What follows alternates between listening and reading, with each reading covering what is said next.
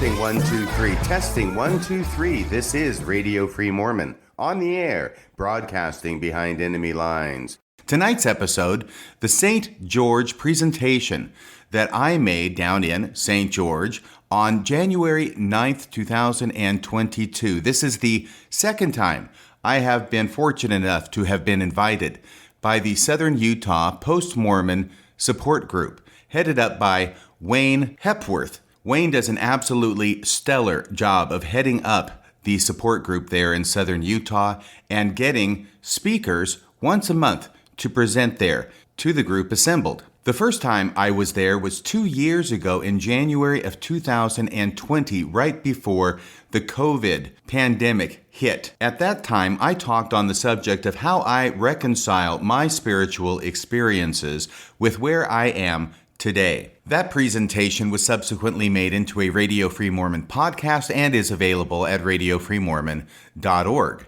This time, I wanted to talk about a subject that I have been meaning to talk about for years now, but never quite had the opportunity. And I discuss the details of why it is that I have not done it before now in the body of the talk, which we'll get to here in a minute, so I won't belabor the point and say it now. In the introduction, I do want to say what a wonderful time I had in St. George, how many wonderful people I got to talk to meet at the party the night before the presentation on Saturday night, as well as people who were at the presentation both before and after I was speaking. I think that after I was done speaking, I stayed there for another couple of hours until the last diehards in the audience had left, and it was great to meet and talk to everybody concerned. Thank you so much for making me feel so welcome in Southern Utah. As I have mentioned before, the year 2022 marks a substantial departure and change in Radio Free Mormon. I am purposely backing off of my law practice so that I can have time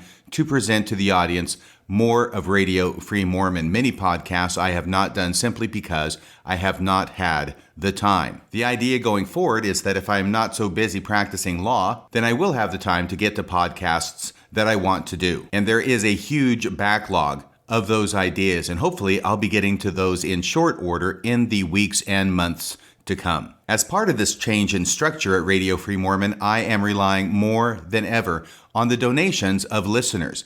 If you find value in what it is that I podcast here at Radio Free Mormon, and if you have not donated yet, please go to radiofreemormon.org right now and make a monthly recurring contribution. $5 a month, $10 a month, $20 a month, whatever you can afford.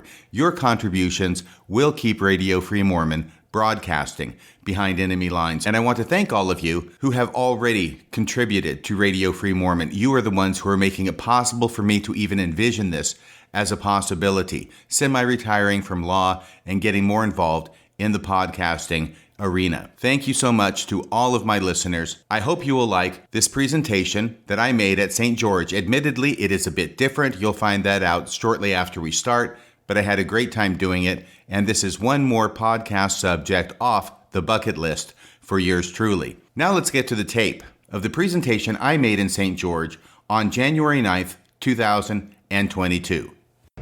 Jeopardy! Anybody watching Jeopardy?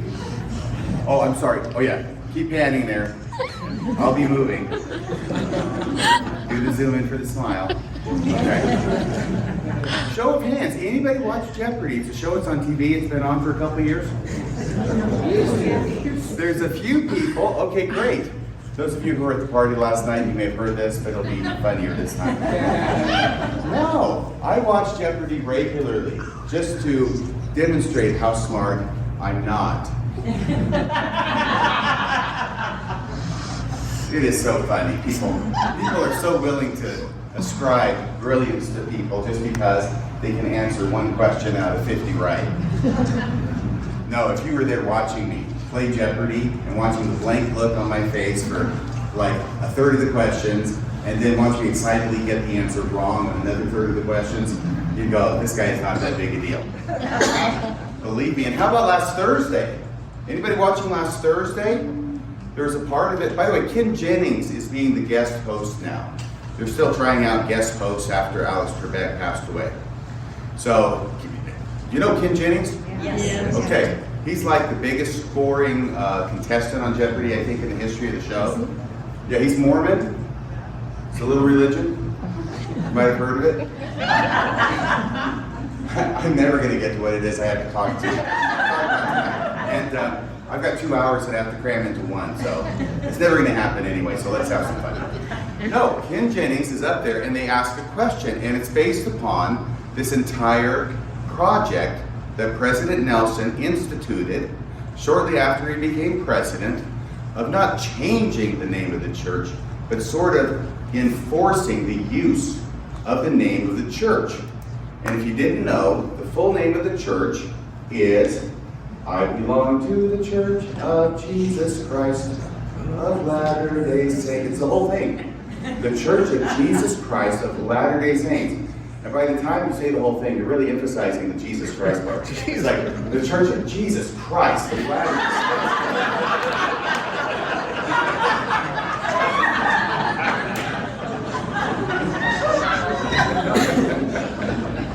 That reminds me of a story when I was passing the sacrament as a kid. No, I just joined the church, and I wasn't actually passing it, I was blessing it because I was a priest. Thank you very much. So I was blessing the sacrament, and I remember, there was a kid over here. It might have been more recent, but it doesn't make any difference. There's a young kid, and he's trying to say the sacrament prayer, and I can't remember if it's the bread or the water, right? But because both of them start with words, "Oh God, the eternal Father, we ask thee in the name of thy Son," and then it goes on from there. And I remember he got to the end of it. It was painfully obvious to me that he made a mistake. And the question is the bishop going to let it slide? Bishop wasn't going to let it slide. So he gives him the sign, you get the thumbs up, you get the thumbs down. He's getting the thumbs down, which means he's got to start over again in front of everybody. And the real problem is that this poor kid doesn't know what the mistake was that he made. He's not doing it from memory. He has the freaking card right in front of him. And he proceeds to do it a second time. And he makes the same mistake. Now, once you've done it once, believe it or not, how many people here have blessed the sacrament before? No women?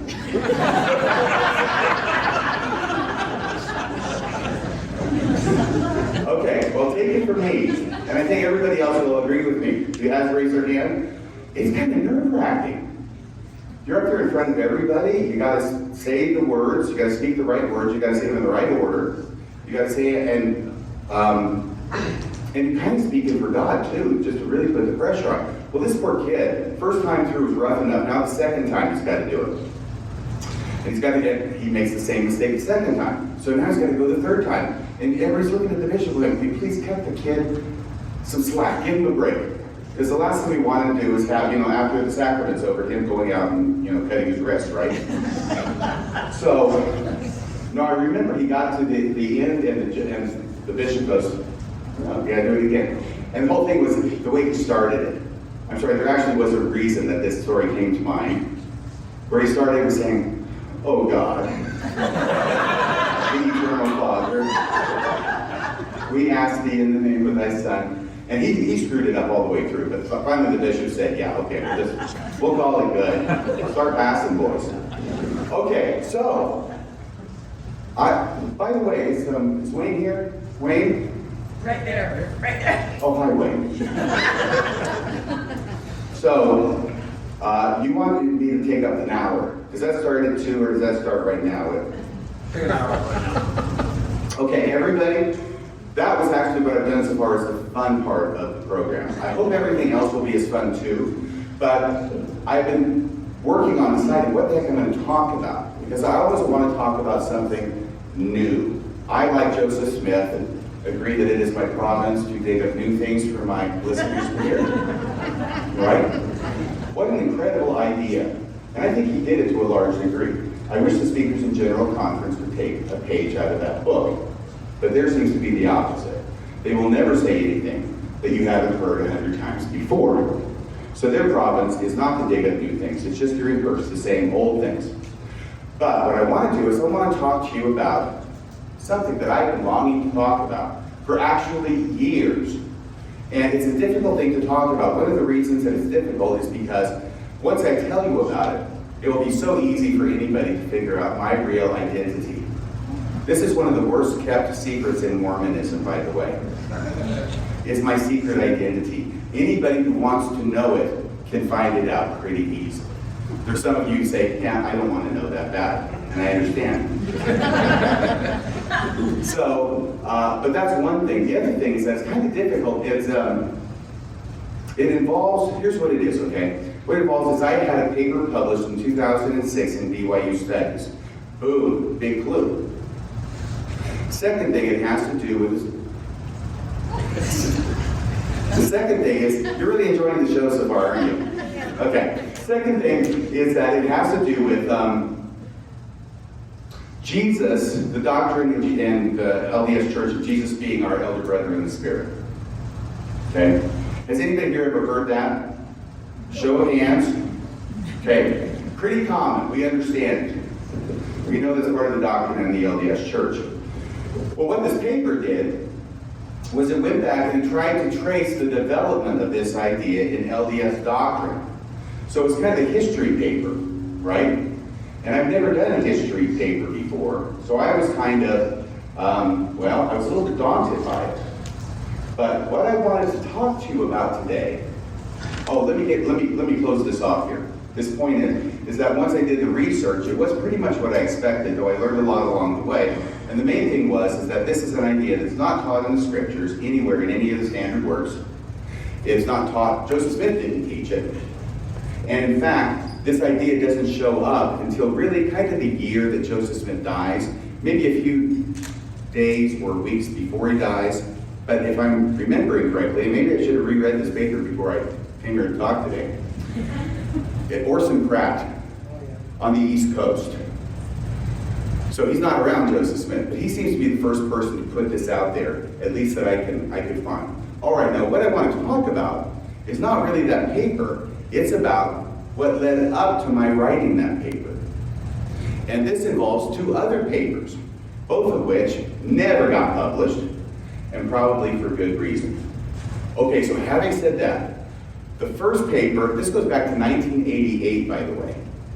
So this paper, BYU-Studies, 2006. Going back to 1988, that was 10 years after I was baptized. And I am thinking about temple stuff. I'm thinking about the endowment. By the way, this is back when we actually had the penalties. And we had the 5 points of fellowship through the veil. And I can say what they are, but those of you who know already know. And those of you who don't, well, I don't think you're supposed to.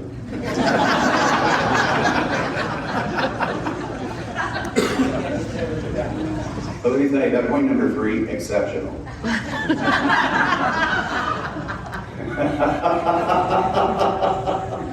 really haven't had anything to drink today. But you should see me when I have. Like last night at that great party that Wayne threw along with his lovely wife. I'm just cheap looking at your name tag, Linda. She's so wonderful. And they're both wonderful together. There's a bunch of people who were there. We had a great time.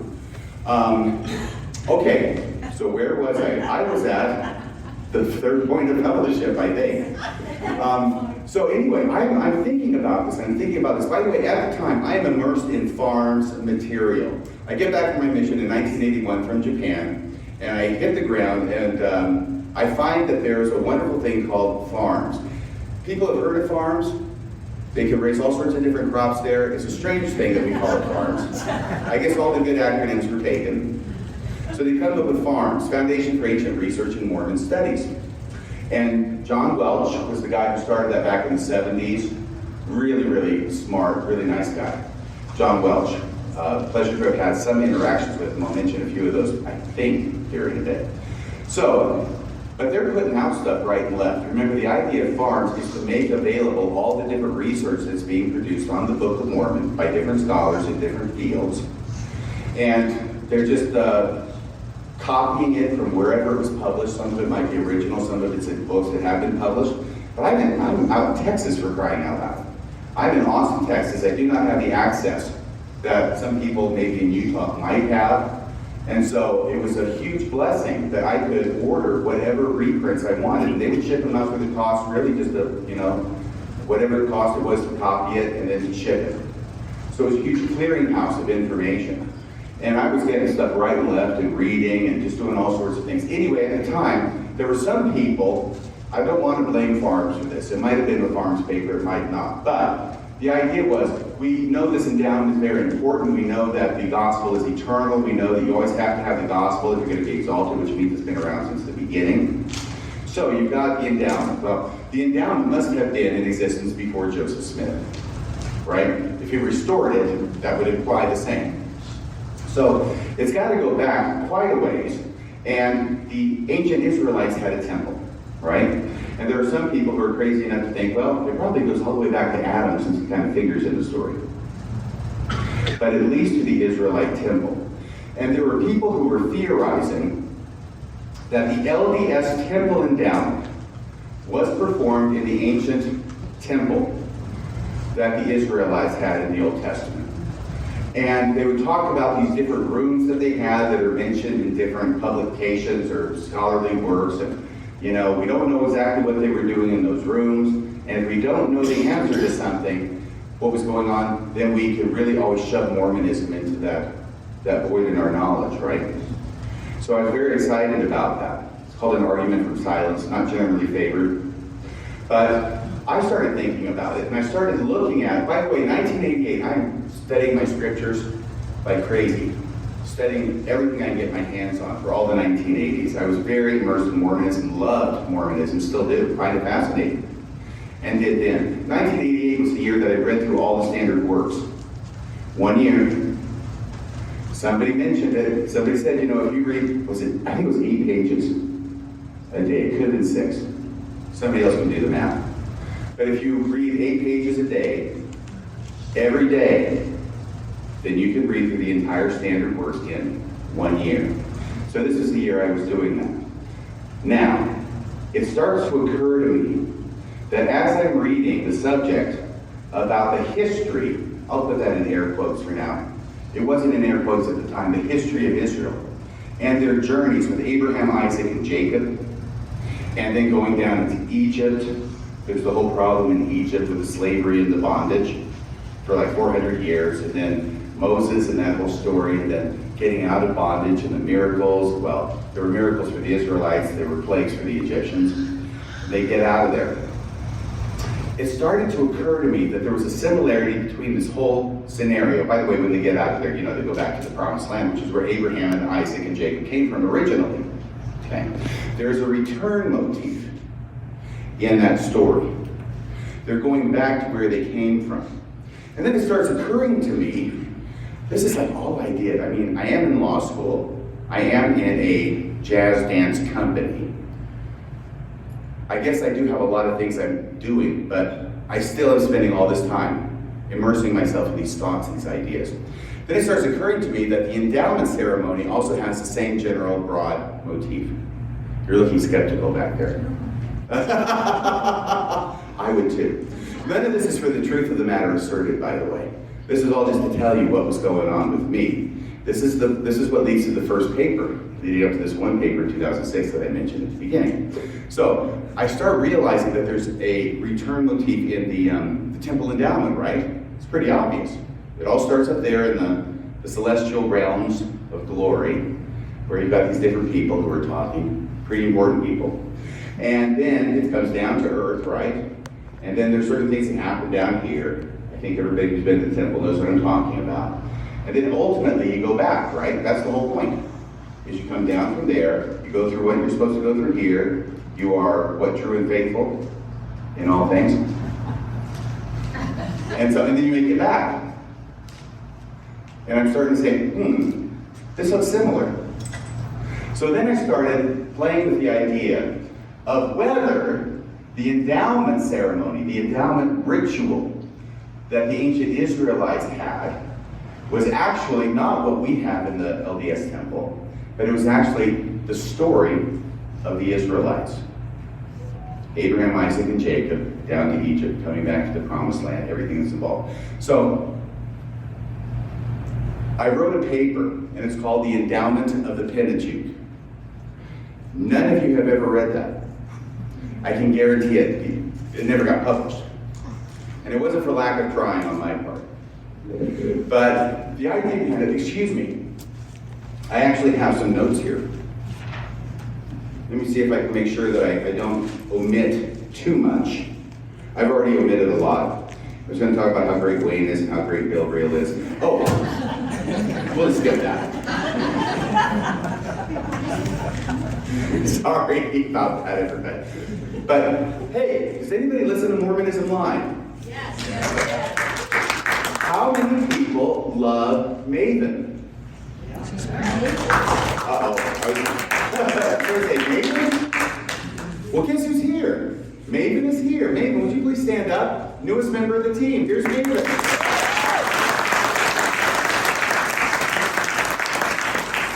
She's fantastic. She's smart and articulate, and I continue to be really surprised. I don't know if I've ever told you this. I continue to be surprised at how wide her knowledge is. She knows so much about so many things, and it comes up and I go, wow, I'm amazed that she knows it. And even more amazed that she comes up with stuff that I've never heard of. So she is something to be reckoned with, and it's great to have her on the team. Thank you so much for being here. Okay, that one I definitely don't want to skip. Okay. So endowment of the Pentateuch. Oh, right, the Protestant minister. I'm sorry. There was just this idea about the Protestant minister. Those of you who have gotten endowed since 1990 may not know what I'm talking about. But in 1990, when they took out the penalties and the 5 points of fellowship through the veil, they also took out an entire character from the endowment. And there was a Protestant minister. And he didn't have, I don't think he had a name. And I don't think he was called a prophet. He was a Protestant minister. He dressed like a cleric. And he was basically the lackey of Satan. Okay? He was the one who would preach to Adam and Eve, and through Adam and Eve to the entire audience, who also represent Adam and Eve, and tell them all the false doctrine about, the Trinity and things like that, and try and convert the audience. So this is really exciting stuff. But they got rid of him. And it may have been because the contents of the endowment was getting a little too well known, and this was a little bit politically difficult to explain. Because obviously this Protestant minister is in the hire of Satan. There's no question about that. So they end up getting rid of him. But it does occur to me, and I'm back at the endowment of the Pentateuch for those of you who are having trouble following me, and that's not unusual because I jump around. Well, a Protestant minister could not have possibly been part of an earlier form of the endowment in Jesus' day, right? So I think, it must have been a different form now. Okay, so anyway, I think I probably said about enough of that. But I do want to say one thing because it leads into the next thing, which is this. This is one of the reasons this is an ambitious subject for me, is because any one of these papers, I could go on for like an hour, 2 hours just on the paper itself, maybe even 3. So I'm just going to have to skip along the surface. I probably devoted too much time to this already, okay? But that's in order to try and tell this overarching story about how it was I came to write that paper in 2006, about Jesus' elder brother. Okay, so it came to my mind then, we'll try and use one of these. It'd be terrible if I put you all the trouble of getting this and I didn't use it at all. Wayne, that is like the sorriest little, it's a nub. Okay. Try another one. I'm going to try one over here on this side. Let me see how this goes. Oh, that looks so much better. Okay, so we've got Abraham. Ooh. You know something? I think that these might turn in. This one seems tight. They don't tighten. We tried that. Did you tie? Okay. Anyway, so Abraham. Then there's Isaac. One S, 2 A's, right? And then Jacob. And then the children of Israel. Would you just stay there for the entire day? Thank you so much, Roger. Children of Israel. And it's very clear, everybody knows that Abraham and Isaac came in Christian thought to represent the Father and the Son, right? In the terms of the Akedah, the binding story, the attempted sacrifice. of the son. By the way, biblical scholars have now come to a consensus of sorts about Isaac's age, because it's not mentioned in the scriptures.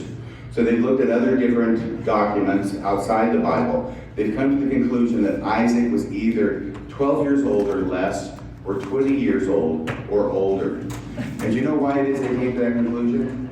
Because if Isaac was a teenager, it wouldn't have been a sacrifice.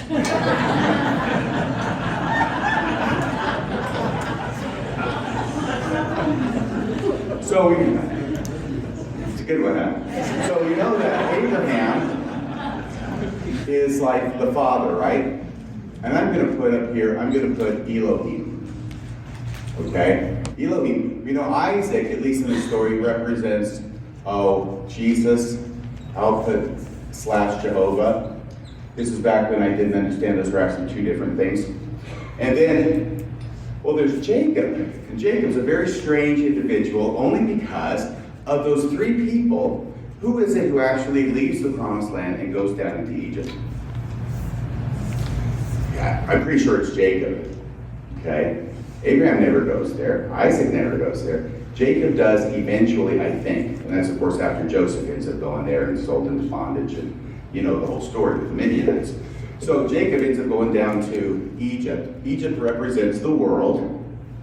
So Jacob ends up looking very similar to me to Michael. And then the children of Israel, you know, is that us? And that's kind of what the paper plays with. It hints at this idea.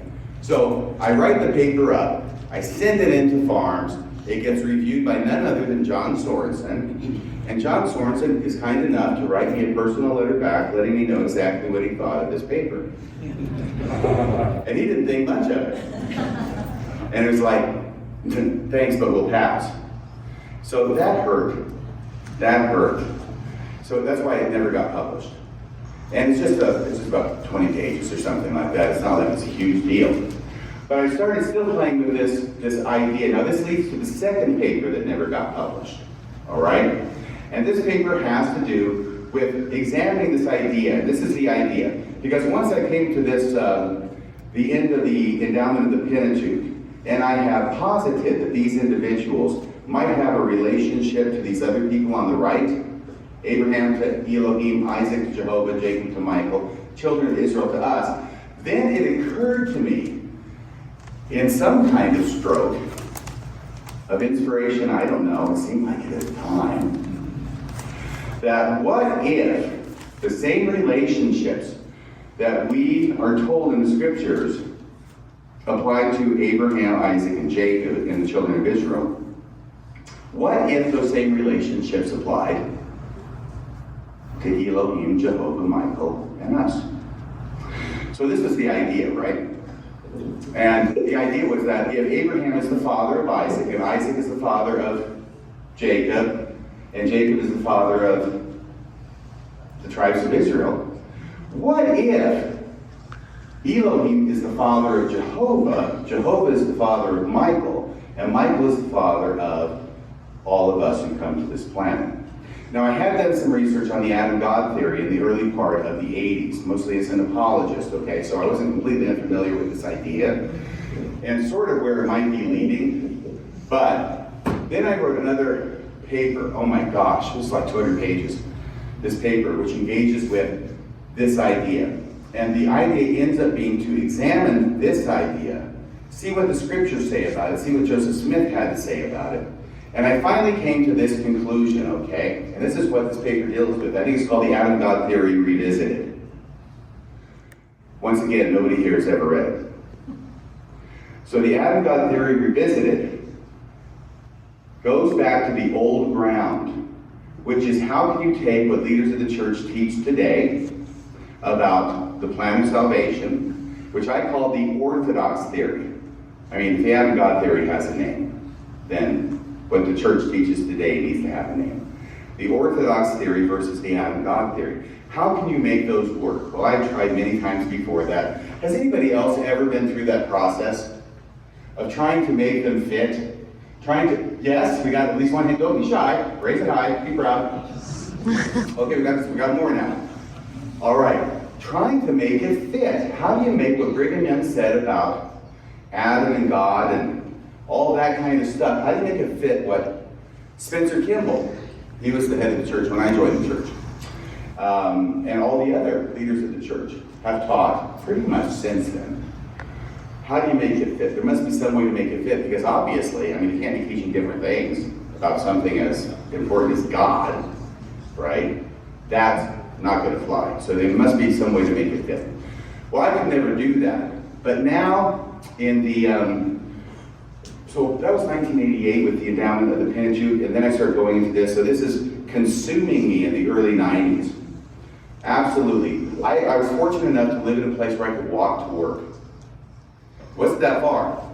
But I remember walking to work, coming back home from work, and just thinking about this all the time, running it through my head, trying to work out the problems, trying to come up with an answer. And I finally did. You'll be happy to know. But here's the deal, okay? Here's the only way that I could find to make it happen, and that's what this whole manuscript is about, is the Orthodox theory and the Adam-God theory cannot be made to harmonize. I couldn't make it happen. Smarter minds than I have tried. Right?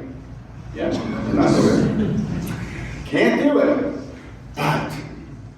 But if I take the scriptures and I take what Joseph Smith taught, all right? Got to put Joseph Smith up there with the scriptures. Prophet of the Restoration. His words get extra weight. If I do that, and if I strip away the non-scriptural elements of the Adam-God theory, okay? Because believe it or not, there are non-scriptural elements of the Adam-God theory. But here's the thing, the other part of it. And strip away the non-scriptural elements of the Orthodox theory. By this time, I kind of know the scriptures. I'm pretty well studied. I've got a pretty good handle on it. And I start realizing that the Orthodox theory also has elements in it that are not scriptural. The beauty is, if you take away the non-scriptural parts from the Adam-God theory and the non-scriptural parts from the Orthodox theory, then wonder of wonders, you can make them line up. You can make them harmonize. So there was this wonderful discovery that I was going to bring forth to the world. And the world was obviously not prepared for it because it's never been published. Let me see here. I've got to read you. I did not bring the whole thing, believe me. I printed off some parts of it, including the endowment of the Pentateuch is in here. But there's something that I wanted to bring up that was on page 88 that's talking about. Okay, this is my conclusion to this part, all right? Oh, I called it, my theory had to have a name too, right? So I called it the super cool theory. No, I called it the delta theory. I have no idea why. I mean, what am I going to call it? It's got to be short. It's got to be, so it's the delta theory. Anyway, so we got the delta theory. The delta theory, this is my conclusion of one part of this paper, page 87, for those of you who have a copy. The delta theory resolves all the suggested objections to both the Adam-God theory and to the Orthodox theory. It should be noted, once again, that the delta theory does not depart from, nor conflict with, the proclamations of the standard works of the Church of Jesus Christ of Latter-day Saints. I was using the whole name even back then. Which are the standard by which all concepts and teachings are measured. Rather, where the Orthodox and Adam-God theories are in accordance with the Scriptures, those elements have been adopted. And I read that part to you so I could read to you this last line.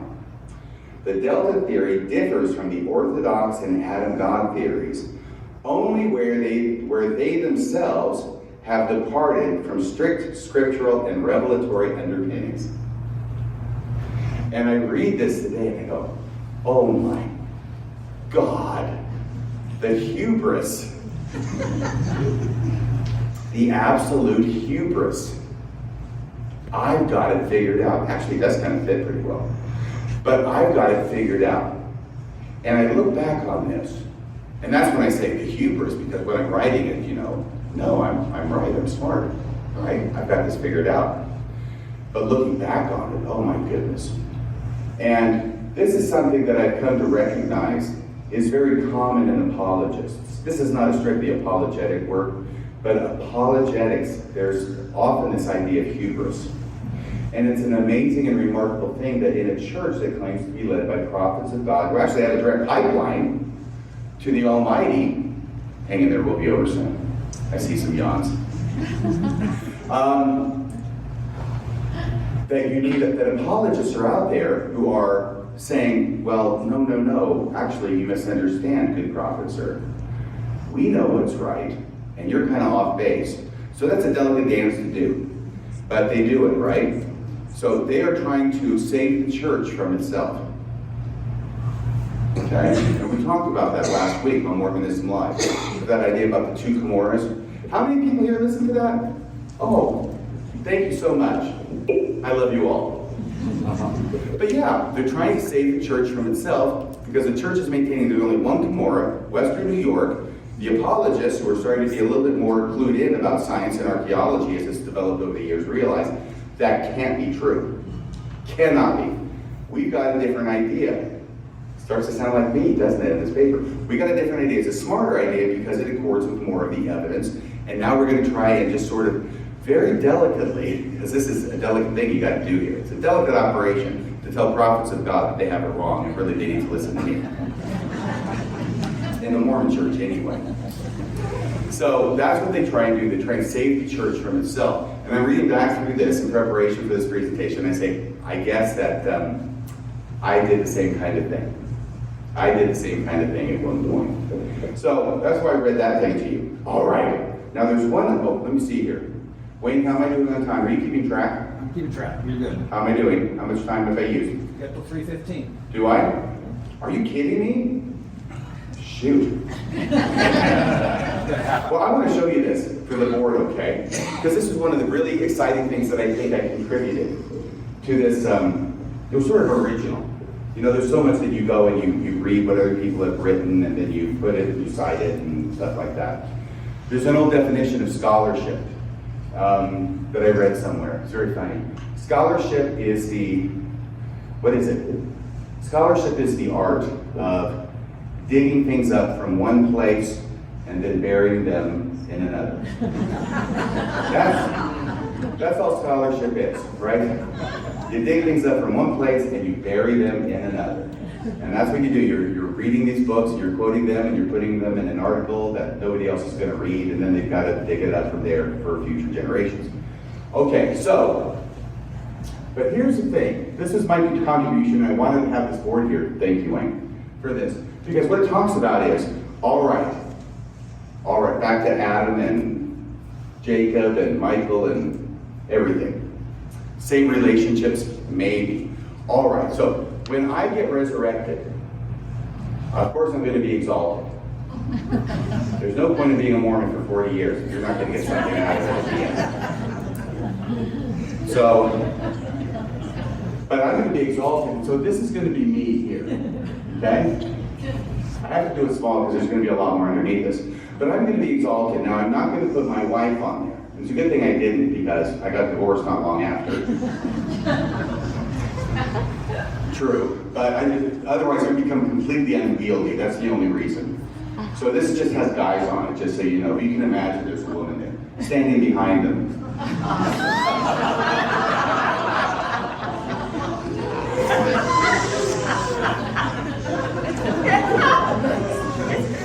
Oh my gosh. Okay, or you can just imagine curls on this one. This could be a woman, all right?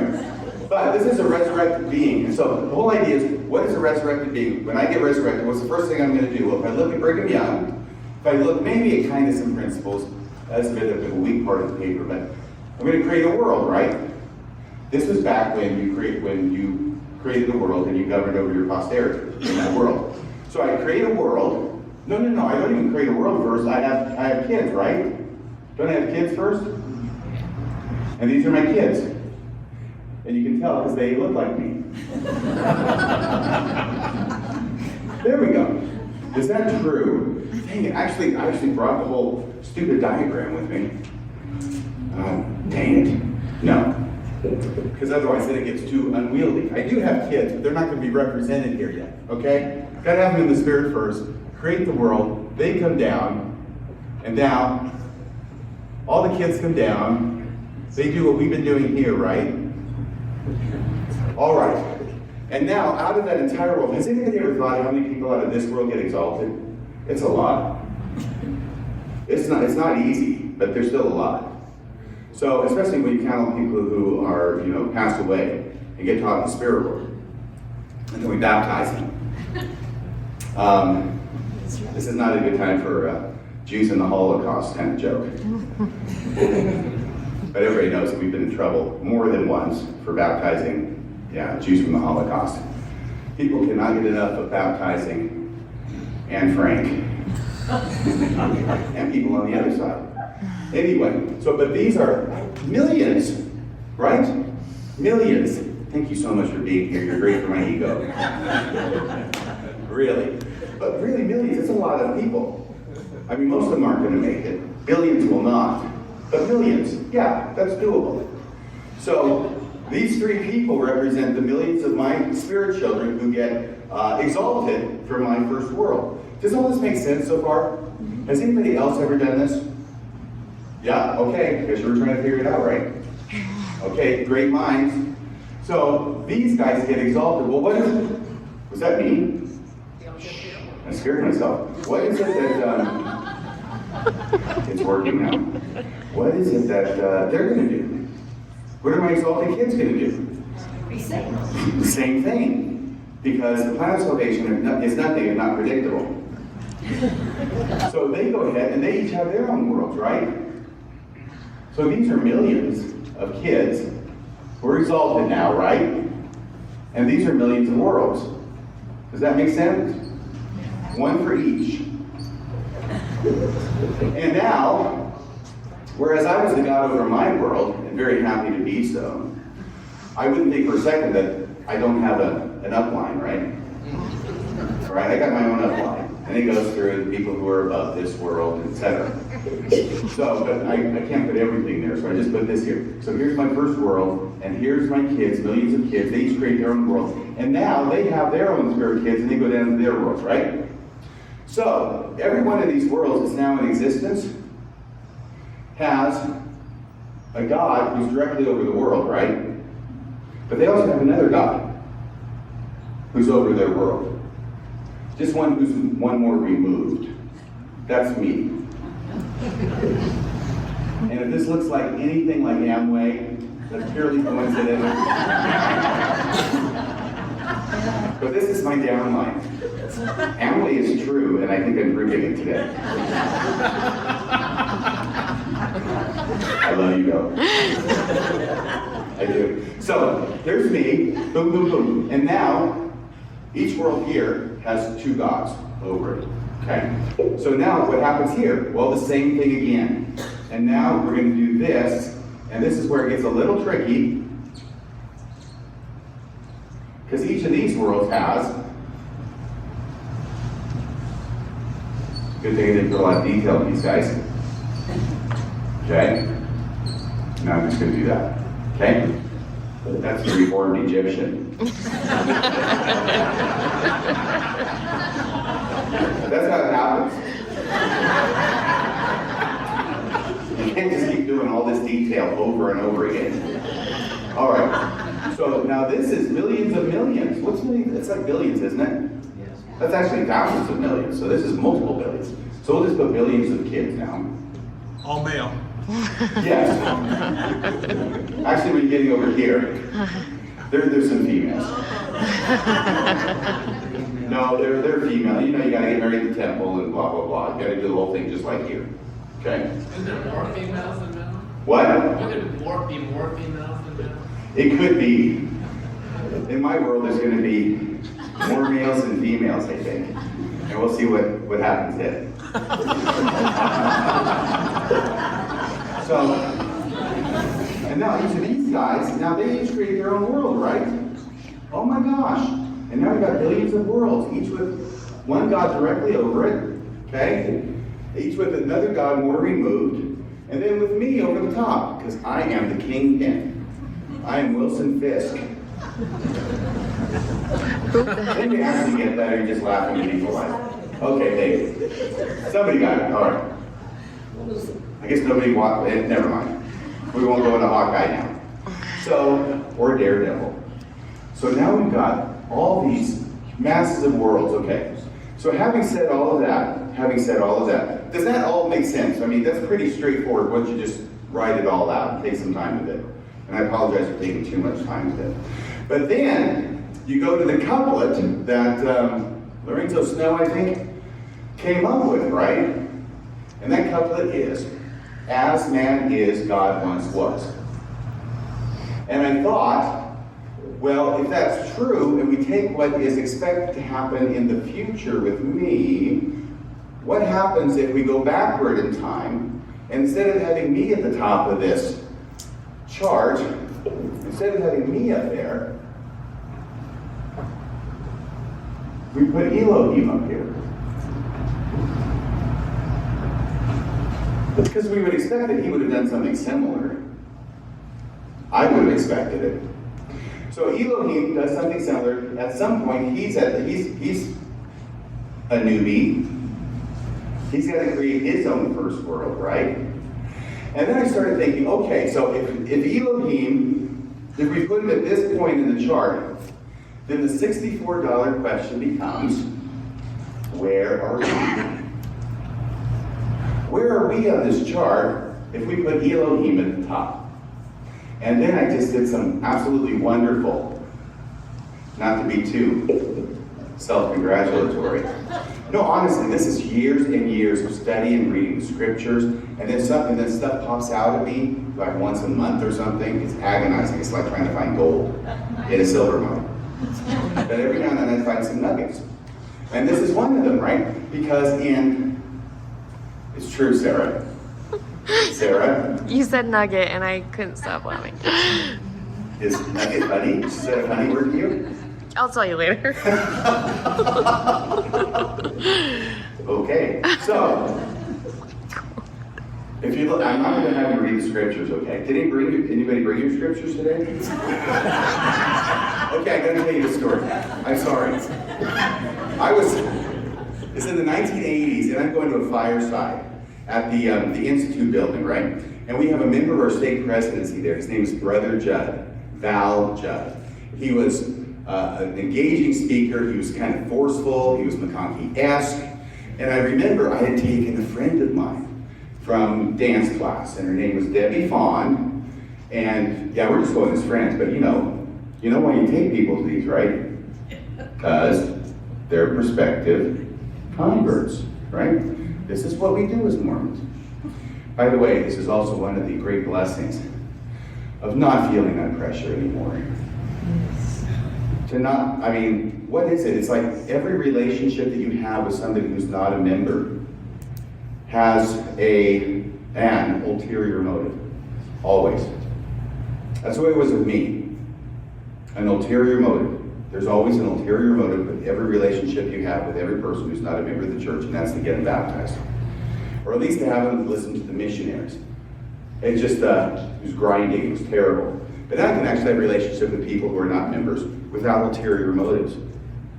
What a huge difference. I mean, you can actually have like real relationships with people. What a concept. So having said that, back at the fireside, 1980s, Debbie Fawn, everybody else is there. It's in a room not as big as this. But Val Judd gets up there. And I can't remember what he's talking about, but he starts at the beginning by saying to everybody, he said, "Did you bring your scriptures tonight?" And a few people kind of raised their hands. I didn't. I had my big quad there. And then Brother Judd goes on to say, "Because if you don't have your scriptures tonight, you're a loser." Oh my God.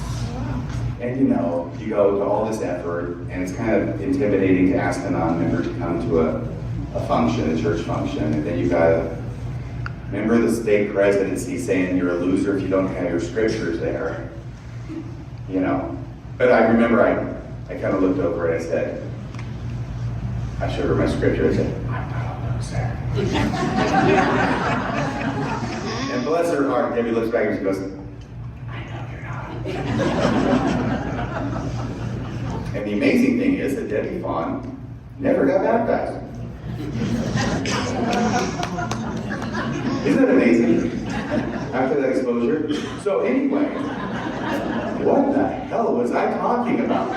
Probably nothing anywhere near as interesting. So Elohim, Moses chapter 1. Moses chapter 1. Well, the first question is, all these worlds, okay, they have people in mortality on them, right? At some point or other.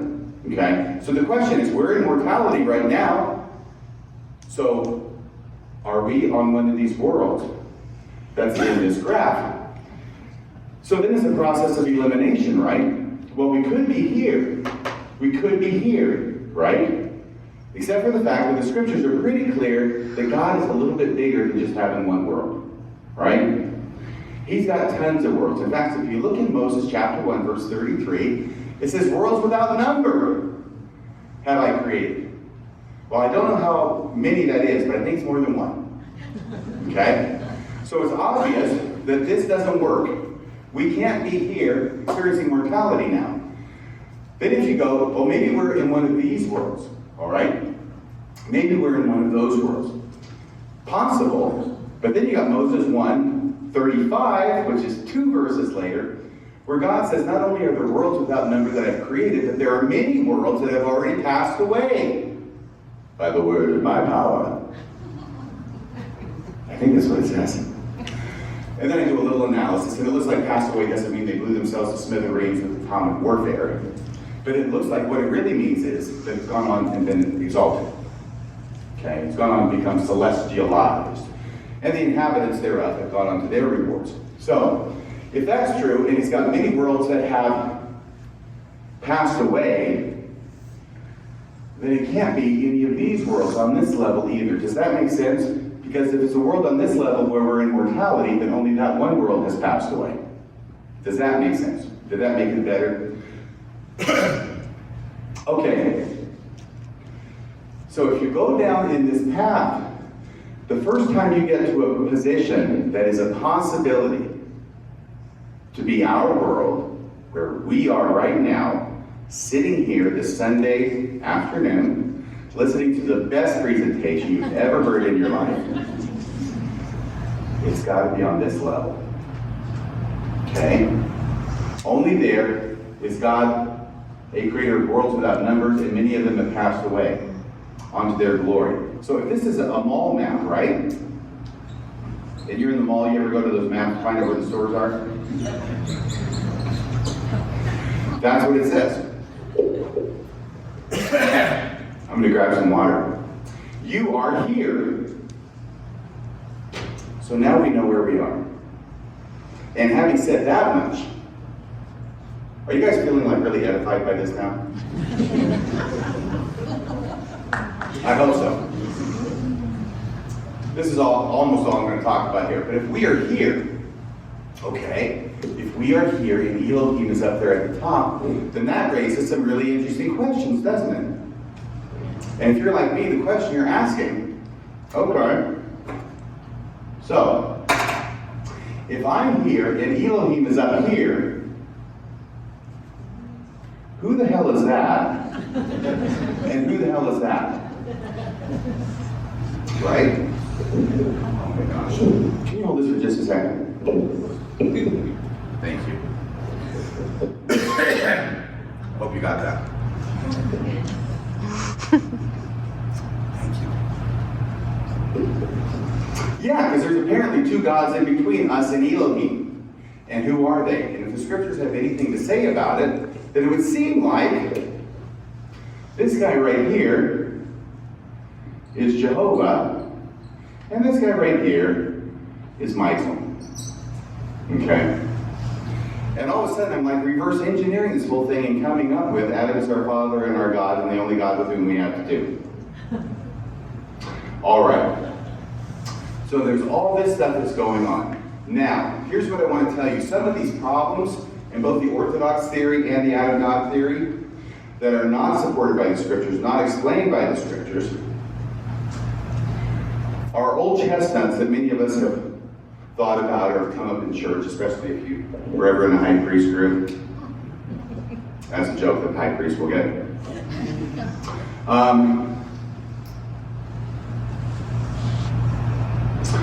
If the only way that you become exalted and become a God is through going through mortality and passing the test and getting resurrected, how did Jesus become God before the earth was created? Old chestnut, right? This solves it. Orthodox theory doesn't. There's the same problem with the Holy Ghost as well. Holy Ghost is even worse because he didn't even have a body. Okay? And you know you gotta have a body to be exalted. Well, that's where oh my Lord. Let me just do this really quick, okay? That's where it occurs to me that if we call the Godhead a Trinity, this will actually be the most interesting part of today's presentation. If we have a Godhead, we just call it a Trinity. We know it's not the Trinity, but a Trinity of three beings, okay? You got, Mormonism strangely has two Trinities. It's really bad when the person who's up there fixing the board is getting all the attention. Because I can see where you're looking. Thank you so much. I'll get you for that. No, Mormonism has two Trinities. Have you ever thought about that, by the way? There's the good old Trinity. Let me see here. I'll just use this blue. Maybe use blue yet. There's the Father, Son, and Holy. There's the Father, Son, and Holy Ghost, right? Everybody knows that. That's in the. Is that in the first article of faith? I think it's in the first article of faith, right? Can anybody quote the first article of faith? Yeah, I think that's there. But in the temple, we have a second Trinity. There's two Trinities in Mormonism. And the Trinity in Mormonism in the temple is what? It's Elohim. Everybody say it with me. Elohim, Jehovah. Oh, I'm sorry. I shouldn't have put that there. And Michael. So it's very common for people to recognize in the church that the Father is Elohim and the Son is Jehovah, right? But now you've got an odd man out. You've got an odd man out. The Holy Ghost and Michael. Are there three people in the Trinity? Or are there four people in the Trinity? That's the question. And so what I suggested was, no, the Holy Ghost and Michael have the same correspondence, just like Father and Elohim do, and the Son and Jehovah do. So, I brought that up to talk about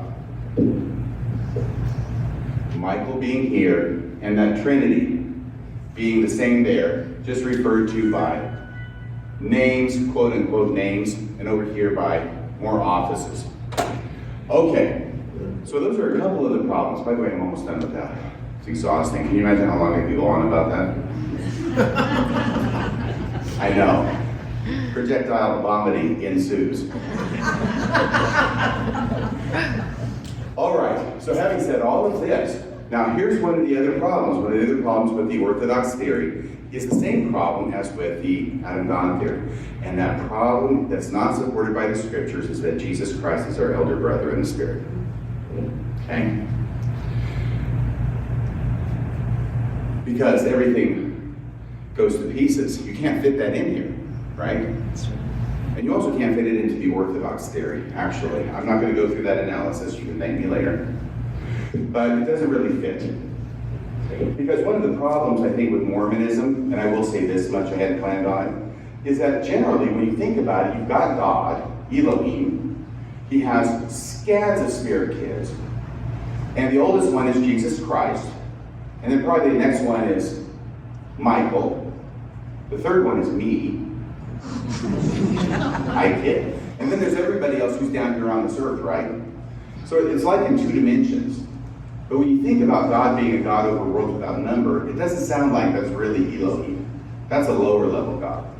And what I tried to do, and what I'm convinced Brigham Young did, by the way, was he tried to look at what Joseph Smith taught and tried to understand it, and he put it more in three dimensions. Like that.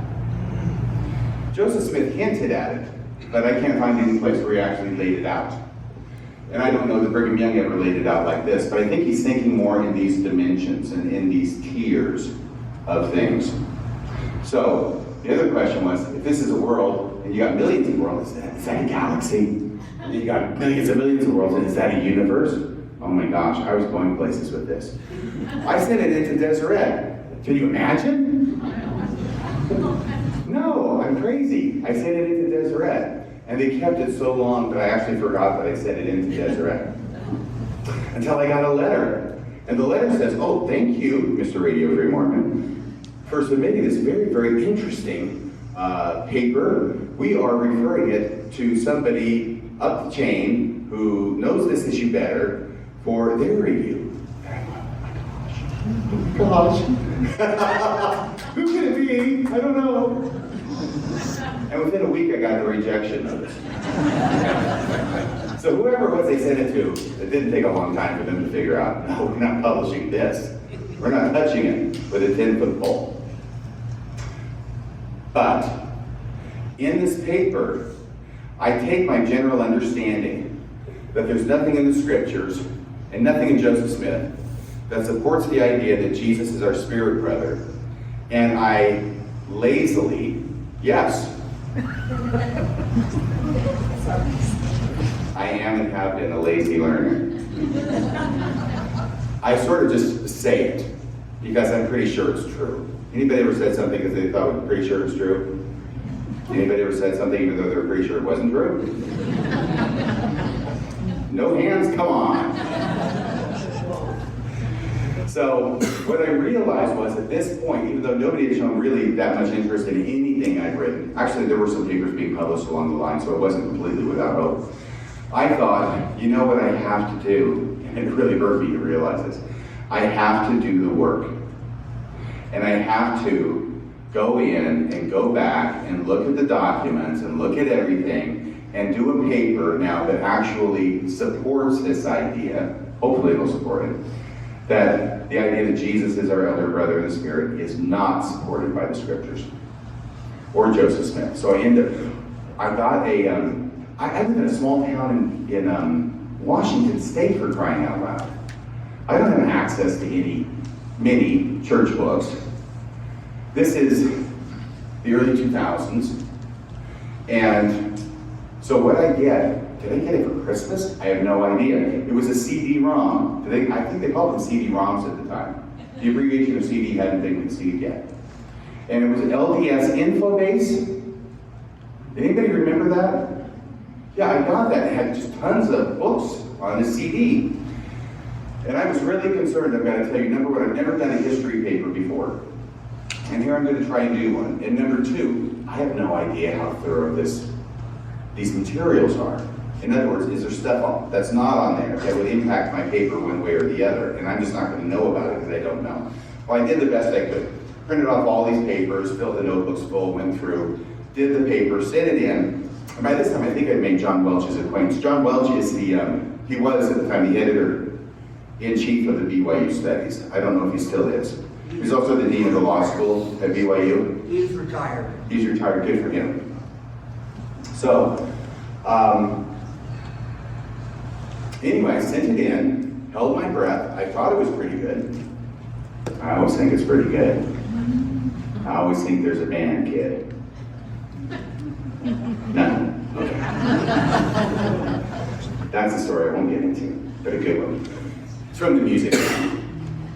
Anyway, I send it in, and I hear back pretty readily from, I've never ever done something that's actually kind of scholarly before, with a board of editors. There's an editorial board, and I think I'm almost at my time.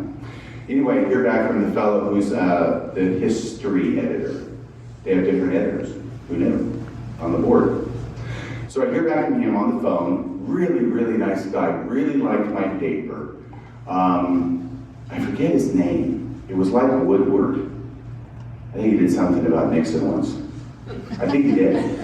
No, it might just be like Woodward or something different. Anyway, he was so complimentary, I was blushing on the other end of the phone. I remember he said the word astute as it related to me. And so I wrote that down with a student. Anyway, but one of the main things that I was glad about was he didn't say, oh, you forgot this source and this source and this source that I didn't have access to. Apparently, I covered the bases. The LDS info base did it for me. And the second thing that he said was, well, you've got to understand this is going to be a hard sell. Because there are people on the board who are kind of conservative and who aren't going to like this idea that the idea that Jesus is our spirit brother is something that's not supported by the scriptures. It's something that Joseph Smith never taught. And it sort of became a development in the church. And then it got cemented into the doctrine by repeated usage by leaders of the church in the latter part of the 19th century. To the point where now, I mean, everybody, it's just sort of accepted. This is doctrine in the LDS church. And this paper ends up sort of challenging the underpinnings. And I said, okay, I hear you. And he says, okay, well, we're going to do what we can. And then sometime after that, I think the question came to me from one of the more conservative members of the board who remained forever unidentified and anonymous, whether I was writing this paper because it was an apologetic piece to try and defend the church against the charge that Jesus and Satan are spirit brothers. And I said, no. And I guess that was sufficient, so I got past that hurdle. Anyway, what ends up happening is I'm asked to write and rewrite and correct and amend this paper several times over the next 3 freaking years. I could not believe it. I submitted it in 2003. It did get published, as I mentioned, in 2006. 3 years.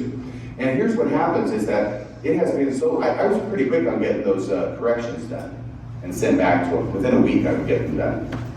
I was very eager about this. And it had been, I don't know, almost a year since I heard anything about it. And once again, I kind of forgot. I mean, I know it's there, but there are other things that go on in one's life, right? That demand immediate attention instead of waiting by the mailbox to hear something from BYU-Studies. And I had been talking with John Welch, as I mentioned. And that's important for this reason, is because I think this is toward the end of 2005 or toward the beginning of 2006. And I'm asleep at night, and I have a dream.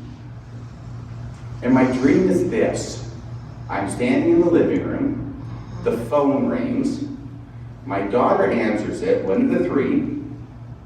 My daughter answers it, and I say to her, who is it? And she says, it's John Welch. And I said, what does he want? She says, she hands me the phone, and she says, he says that your paper is going down in flames. And then I wake up. I'm sure in a cold sweat. But no, that's where the dream ended. But it's one of those dreams that you remember, right? That sticks with you. And so much to my surprise, I wake up, I think, well, that's a funny dream. I wonder if that's true. Go down to the office, turn on the computer, check the email, and I have an email in my email receipt box from John Welch. And what it says is, he's such a gentleman. He says, look, Radio Free Mormon, I know that you have been so patient with us, and I really appreciate that. We've been trying to work through this. We've been trying to do this. Here's the deal. We're at this point. I want to give you 3 options. Number one of which is you've got a good solid paper. You're not committed to BYU-Studies. You can shop this around, and I'm sure somebody else will publish it for you. Number 2, there are still some issues after 3 years that some members of the editorial board have. And if you want to, I mean, you've been making all these changes, and we appreciate it, and I don't want to impose on you anymore, but you can make these changes.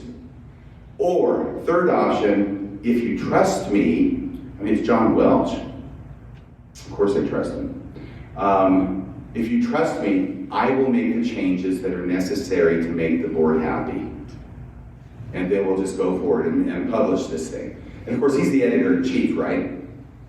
I said option number 3, absolutely, I trust you. Of course, I was wondering what the heck it was going to look like when he got done with it. But I was very pleased to find out that pretty much everything that was of importance to me in that paper did make it into the publication process. So that's the story behind how it is that that 2006 paper came to be conceived, written, and ultimately published. Now in conclusion, I thought there were some conclusions here that I have to bring up. And here's 3 conclusions. Oh, there's going to be questions and answers too, right? Well, at least questions. I think so. Okay. I wrote these when I was sitting at a, what was it? Was it a green iguana, a blue iguana? It was some kind of restaurant with iguana in it. Today, I wanted to write down some conclusions. Okay. This whole thing with the model of the universe that I created, I went from being very tentative, hesitant, more sure, more confident. This is the way things really are. This is the way things really are in the universe. This is how the gods are related to each other and to us. At some point after that, I started thinking, really? You're thinking that just because you work this out in your head, that this actually reflects reality in the cosmos? And I started realizing that was kind of a big ask. That's with a K at the end. It's a big ask. And I started wondering if what I was doing inside my head had any bearing on what was going on outside of my head, much less to the furthest extent of the universe. I mean, we are talking about to infinity and beyond here. So I started questioning it, and at some point then, though it took a while, I started thinking, well, if what I have come up with and tested it so carefully and found all these proofs in the scriptures and in Joseph Smith, if that really doesn't necessarily, probably doesn't, reflect reality in the universe, then can I say anything different for the Adam God theory? And can I say anything different for the Orthodox theory? I mean, how much do these theories actually reflect what really is? And I started having doubts about that. Okay, so that's one thing. That's one part of the conclusion. This was actually when I started losing some of the hubris. Well, I lost it there. I developed it in other areas. I think it's maintained kind of a steady amount, just manifesting differently. Number 2. Oh, that was number 2. I'm sorry, I did number 1 and number 2 there. If it has nothing to do with the universe, then is it not possible, neither does the Orthodox theory or any theory. And then finally, the last point, I already brought it up, was about the hubris involved. And thinking that I can know what's going on in the universe by looking at the standard works. And trying to puzzle these things out over a course of years, walking to work and walking home from work. Yeah, the hubris involved. So, trying to get away from the hubris. It is so much better to have questions than answers. I used to think having answers was the best thing in the world. That was a huge appeal of the LDS Church to me when I was 18. It had the answers. It had all the answers. But having the questions now is so much better. And now I can watch the LDS Church evolve, devolve, whatever you want to call it. But when I joined the church in 78, it seemed they had all the answers for everything. Now they don't know anything. Now they refuse to have a position on things. And usually the things where they stop having a position on is where science has shown that the position they held originally can't be correct. So they never say, oh, we were wrong about that. Can you imagine the LDS Church going, oh, we were wrong about that? No, they go to, we don't have a position on it. As if they never had a position on it. As you want an example of it, Mormonism Live from last Wednesday. And this Wednesday we'll be talking about the second Watson letter. That's going to be a lot of fun. Okay, so that's everything I have today. You have been so nice to pay attention. I've got the story out of my system. I'll never tell it again, I promise. Thank you very, very much. That's about all for tonight. Until next time, this is Radio Free Mormon, signing off the air.